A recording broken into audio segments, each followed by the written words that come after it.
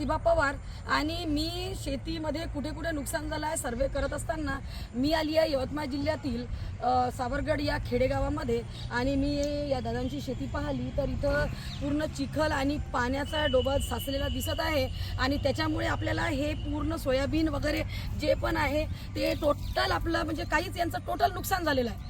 तर आपण यांच्याचकडून जाणून घेऊया की यांचं नुकसान किती झालं आहे। दादा आपलं नाव सांगा। माझं नाव इब्राहिम उस्मान का पठाण आहे। आपली शेती किती आहे ही? 6.5 एकर। 6.5 एकर। अच्छा, मग हे 6.5 एकर आहे नुकसान किती झालं याच्यातलं समजा भाग किती गेला? अर्ध्यापेक्षा जास्त नुकसान झालेलं आहे मॅडम। हो का? अर्ध्यापेक्षा जास्त नुकसान आहे। हे थोडंसं भाग चांगला आहे, बाकीचं पूर्ण नुकसानच आहे। हो का?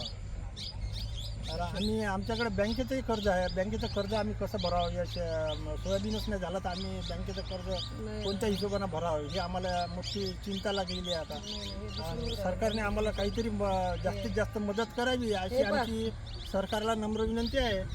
हे पहा यांचं पूर्ण सोयाबीन उकळून पाहिलं पूर्ण सडलेले दाणे यामधून तुम्हाला इथे दिसून राहिलेले आहे। परिस्थिती खूप खराब आहे।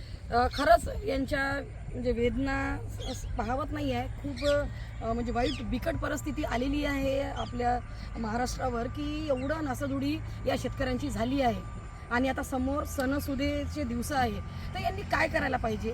तर माझी शासनाला नम्र विनंती आहे की लवकरात लवकर आपण ओला दुष्काळ जाहीर करावा आणि या शेतकरी बंधूंचं कर्ज माफ करावं आणि सर्वात महत्त्वाचं म्हणजे यांना कमी स्वरूपात आर्थिक मदत न करता जास्तीत जास्त आर्थिक मदत करावी जेणेकरून यांची नुकसान भरपाई भरून निघेल।